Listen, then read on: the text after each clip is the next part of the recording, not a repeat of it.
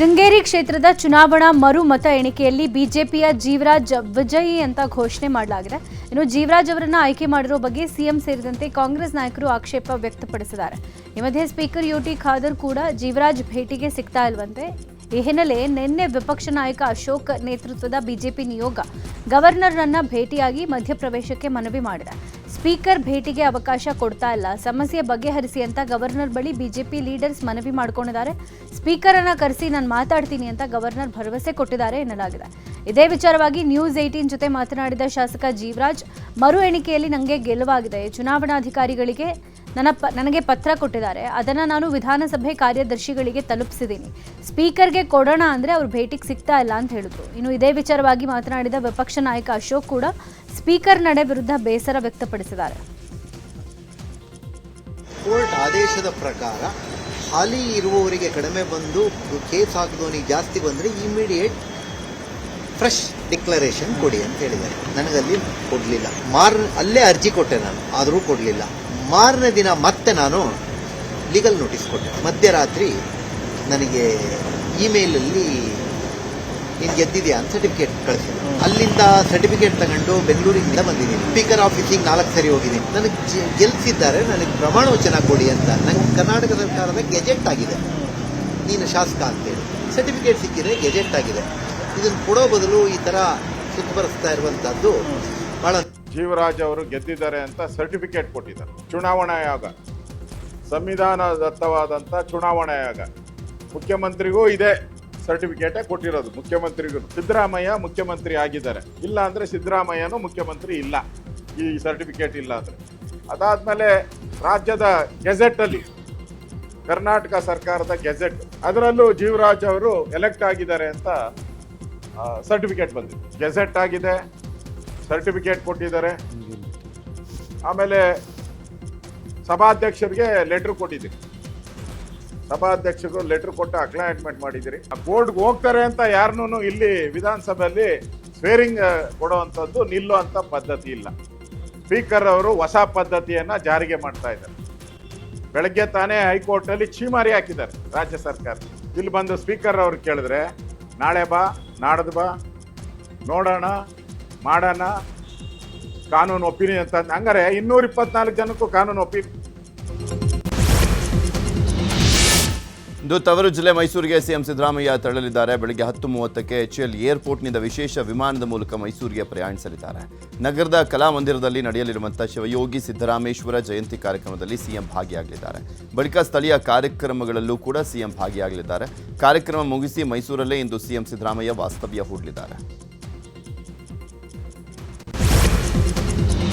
ಬಾಗಲಕೋಟೆ ಉಪಚುನಾವಣೆಯಲ್ಲಿ ಜಯ ಗಳಿಸಿರೋ ಕಾಂಗ್ರೆಸ್ ಅಭ್ಯರ್ಥಿ ಉಮೇಶ್ ಮೇಟಿ ಸಿಎಂ ಸಿದ್ದರಾಮಯ್ಯ ಅವರನ್ನ ಭೇಟಿ ಮಾಡಿದ್ದಾರೆ.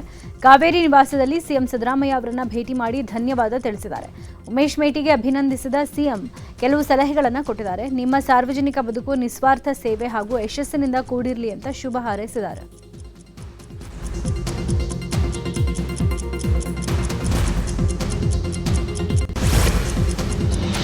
ದಾವಣಗೆರೆ ದಕ್ಷಿಣ ಕ್ಷೇತ್ರದ ಪರಾಜಿತ ಅಭ್ಯರ್ಥಿ ಶ್ರೀನಿವಾಸ್ ದಾಸ್ ಕರಿಯಪ್ಪ ಮನೆಗೆ ಬಿಜೆಪಿ ರಾಜ್ಯಾಧ್ಯಕ್ಷ ಬಿವೈ ವಿಜೇಂದ್ರ ಭೇಟಿ ನೀಡಿ ಸಾಂತ್ವನವನ್ನು ಹೇಳಿದ್ದಾರೆ. ಚುನಾವಣೆಯಲ್ಲಿ ಸೋಲು ಗೆಲುವು ಸಾಮಾನ್ಯ, ಸೋಲಿನಿಂದ ಎದೆಗುಂದಲಿಕ್ಕೆ ಹೋಗಬೇಡಿ, ಪಕ್ಷ ಹಾಗೂ ನಾವು ನಿಮ್ಮ ಜೊತೆಗಿದ್ದೇವೆ ಅಂತ ಧೈರ್ಯ ಹೇಳಿದ್ದಾರೆ. ವಿಜೇಂದ್ರಗೆ ಮಾಜಿ ಸಚಿವ ರೇಣುಕಾಚಾರ್ಯ, ಮಾಜಿ ಮೇಯರ್ ಅಜಯ್ ಕುಮಾರ್ ಸೇರಿದಂತೆ ಹಲವು ಮುಖಂಡರು ಸಾಥ್ ಕೊಟ್ಟರು.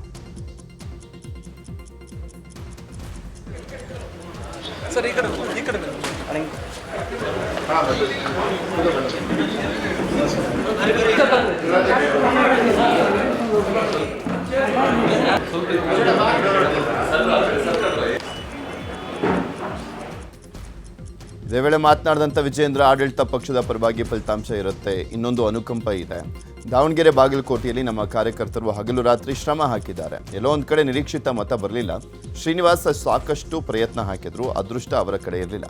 ಮುಂಬರುವ ದಿನಗಳಲ್ಲಿ ರಾಜ್ಯದಲ್ಲಿ ಬಿಜೆಪಿ ಅಧಿಕಾರಕ್ಕೆ ಬರುತ್ತೆ ಅಂತ ವಿಶ್ವಾಸವನ್ನು ವ್ಯಕ್ತಪಡಿಸಿದ್ದಾರೆ. ನಿರೀಕ್ಷೆಗಳನ್ನು ನಾವು ಇಟ್ಕೊಂಡಿದ್ವಿ.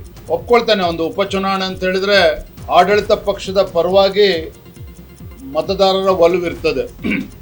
ಬಾಗಲಕೋಟೆನಲ್ಲಿ ಮತ್ತು ಅದಕ್ಕಿಂತ ಹೆಚ್ಚಾಗಿ ದಾವಣಗೆರೆ ದಕ್ಷಿಣ ವಿಧಾನಸಭಾ ಕ್ಷೇತ್ರ, ಇಲ್ಲಿ ಭಾರತೀಯ ಜನತಾ ಪಾರ್ಟಿ ನಮ್ಮ ಅಭ್ಯರ್ಥಿ ಆಗಿರುವಂತಹ ಶ್ರೀನಿವಾಸ್ ದಾಸ್ ಕರಿಯಪ್ಪನವರು ಗೆಲ್ಲುವುದಕ್ಕೆ ಬಹಳ ಒಳ್ಳೆಯ ಒಂದು ವಾತಾವರಣ ನಿರ್ಮಾಣ ಆಗಿತ್ತು. ಎರಡೂ ವಿಧಾನಸಭಾ ಕ್ಷೇತ್ರದಲ್ಲೂ ಕೂಡ ನಮ್ಮ ಕಾರ್ಯಕರ್ತರು, ನಮ್ಮ ಸ್ಥಳೀಯ ಮುಖಂಡರುಗಳು ಹಗಲು ರಾತ್ರಿ ಶ್ರಮವನ್ನು ಹಾಕಿದ್ದಾರೆ. ದಾವಣಗೆರೆ ಜಿಲ್ಲೆನಲ್ಲಿ ಯಾವ ರೀತಿ ಗೊಂದಲಗಳಿತ್ತು, ಬಾಗಲಕೋಟೆ ಜಿಲ್ಲೆನಲ್ಲಿ ಯಾವುದೇ ರೀತಿ ಗೊಂದಲಗಳಿತ್ತು, ಎಲ್ಲವನ್ನು ಕೂಡ ಪಕ್ಕಕ್ಕಿಟ್ಟು ನಮ್ಮ ಅಭ್ಯರ್ಥಿಗಳನ್ನ ಗೆಲ್ಲಿಸಬೇಕು ಅಂತ ಹೇಳಿ ತನು ಮನ ಧನ ಎಲ್ಲವನ್ನು ಕೂಡ ಅರ್ಪಣೆ ಮಾಡಿ ನಮ್ಮ ಅಭ್ಯರ್ಥಿಗಳ ಪರವಾಗಿ ಹೋರಾಟವನ್ನೇ ಮಾಡಿದ್ರು. ನಾವು 70,000 ಮತಗಳನ್ನ ಪಡಿಬೇಕು ಅನ್ನೋ ಒಂದು ಟಾರ್ಗೆಟ್ ಅನ್ನು ಇಟ್ಟು ನಾವೆಲ್ಲರೂ ಕೂಡ ನಮ್ಮೆಲ್ಲ ಮುಖಂಡರು, ಜಿಲ್ಲಾಧ್ಯಕ್ಷ ನೇತೃತ್ವದ ಎಲ್ಲರೂ ಕೂಡ ಅದಕ್ಕೆ ಶ್ರಮವನ್ನು ಹಾಕಿದ್ರು. ಆದ್ರೆ ಕೊನೆ ಎಲ್ಲೋ ಒಂದ್ ಕಡೆ ನಮ್ಮ ಪ್ರಯತ್ನ ಸ್ವಲ್ಪ ಕಡಿಮೆ ಆಯ್ತು ಅಂತ ಅನ್ನಿಸ್ತದೆ.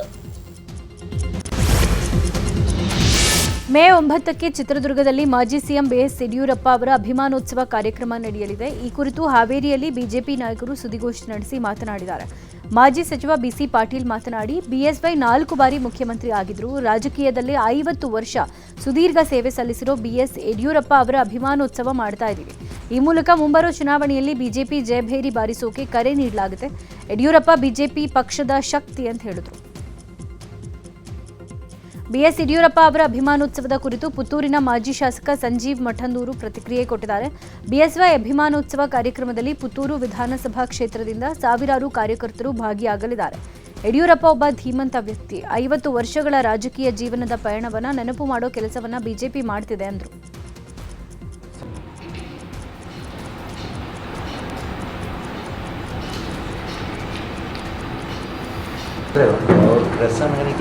ಗದಗದಲ್ಲಿ ಸಂಸದ ಜಗದೀಶ್ ಶೆಟ್ಟರ್ ಮಾತನಾಡಿ, ಬಿಎಸ್ ಯಡಿಯೂರಪ್ಪ 50 ವರ್ಷದ ರಾಜಕೀಯ ಜೀವನ ಮುಗಿಸಿದ್ದಾರೆ. ಹೋರಾಟದ ಮೂಲಕ ಪಕ್ಷ ಕಟ್ಟಿದ್ದಾರೆ. ಬಿಜೆಪಿ ಕರ್ನಾಟಕದಲ್ಲಿ ಅಧಿಕಾರಕ್ಕೆ ಬರೋಕೆ ಯಡಿಯೂರಪ್ಪ ಅವರೇ ಕಾರಣಕರ್ತರು. 50 ವರ್ಷದ ರಾಜಕೀಯ ಜೀವನ ಸಲುವಾಗಿ ಗೌರವ ಅರ್ಪಣೆ ಜೊತೆಗೆ ಸನ್ಮಾನಿಸಿ ಗೌರವಿಸೋಕೆ ಕಾರ್ಯಕ್ರಮ ಆಯೋಜನೆ ಮಾಡಲಾಗಿದೆ ಅಂತ ಹೇಳಿದ್ದಾರೆ. ನಿರ್ಧಾರ ಮಾಡಿಕೊಂಡು 50 ವರ್ಷದ ರಾಜಕೀಯ ಜೀವನದ ಸಂದರ್ಭದಲ್ಲಿ ಅವರಿಗೆ ಗೌರವಾರ್ಪಣೆ ಮತ್ತು ಸನ್ಮಾನ ಮಾಡಬೇಕನ್ನುವಂಥ ನಿರ್ಧಾರ ಮಾಡಿಕೊಂಡು 9 ತಾರೀಕು ಚಿತ್ರದುರ್ಗದಲ್ಲಿ ಭಾಳ ದೊಡ್ಡ ಪ್ರಮಾಣದ ಲಕ್ಷಾಂತರ ಜನ ಅಲ್ಲಿ ಅಭಿಮಾನಿಗಳು ಸೇರಿ ಅವರಿಗೆ ಸನ್ಮಾನ ಮಾಡುವಂಥದ್ದು, ಗೌರವ ಕೊಡುವಂಥ ಕೆಲಸ ನಾವು ಮಾಡ್ತಾ ಇದ್ದೇವೆ.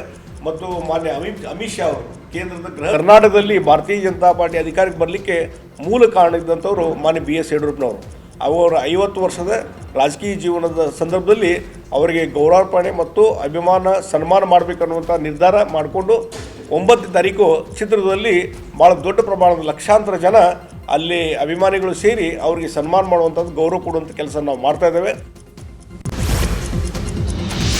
ಹರಿಹರ ಬಿಜೆಪಿ ಶಾಸಕ ಬಿಪಿ ಹರೀಶ್ ವಿರುದ್ಧ ಬಂಧನ ವಾರೆಂಟ್ ಜಾರಿ ಮಾಡಲಾಗಿದೆ. ಬೆಂಗಳೂರಿನ ಜನಪ್ರತಿನಿಧಿಗಳ ಕೋರ್ಟ್ನಿಂದ ವಾರೆಂಟ್ ಜಾರಿ ಮಾಡಲಾಗಿದೆ.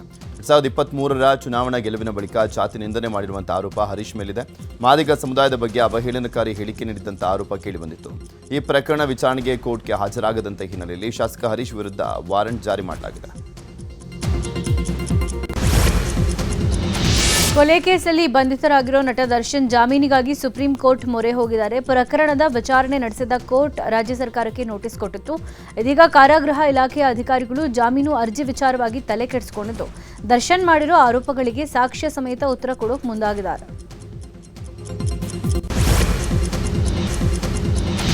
ರಾಜ್ಯದ ಹಲವು ಜಿಲ್ಲೆಗಳಿಗೆ ಮಳೆ ಅಲರ್ಟ್ ಅನ್ನು ಘೋಷಣೆ ಮಾಡಲಾಗಿದೆ. ಹಲವು ಜಿಲ್ಲೆಗಳಲ್ಲಿ ಮಳೆ ಸುರಿಯುವಂತ ಸಾಧ್ಯತೆ ಇದ್ದು ಯೆಲ್ಲೋ ಅಲರ್ಟ್ ಅನ್ನು ಘೋಷಣೆ ಮಾಡಲಾಗಿದೆ.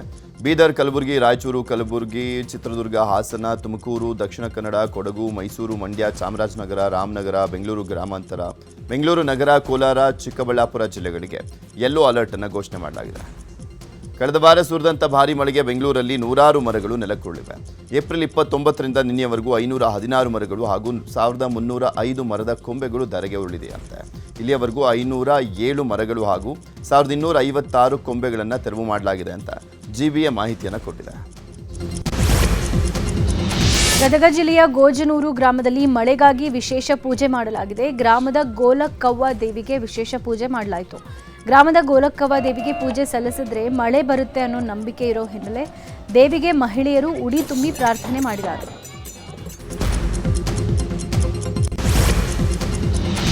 ಕೋಲಾರದಲ್ಲಿ ಬಿಹಾರ ಮೂಲದ 42 ಬಾಲಕರು ಪತ್ತೆ ಪ್ರಕರಣದ ಸಂಬಂಧ ಕೆಜಿಎಫ್ ನಗರದ ಬಾಲಮಂದಿರಕ್ಕೆ ಶ್ರೀರಾಮ ಸೇನೆ ಮುಖ್ಯಸ್ಥ ಪ್ರಮೋದ್ ಮುತಾಲಿಕ್ ಭೇಟಿಯನ್ನು ಕೊಟ್ಟಿದ್ದಾರೆ. ಬಂಗಾರಪೇಟೆ ನಗರದ ಬಸ್ ನಿಲ್ದಾಣದಲ್ಲಿ ಪತ್ತೆ ಆಗಿದ್ದಂಥ 42 ಮಕ್ಕಳನ್ನು ಬಾಲಮಂದಿರದಲ್ಲಿ ಇರಿಸಲಾಗಿದೆ.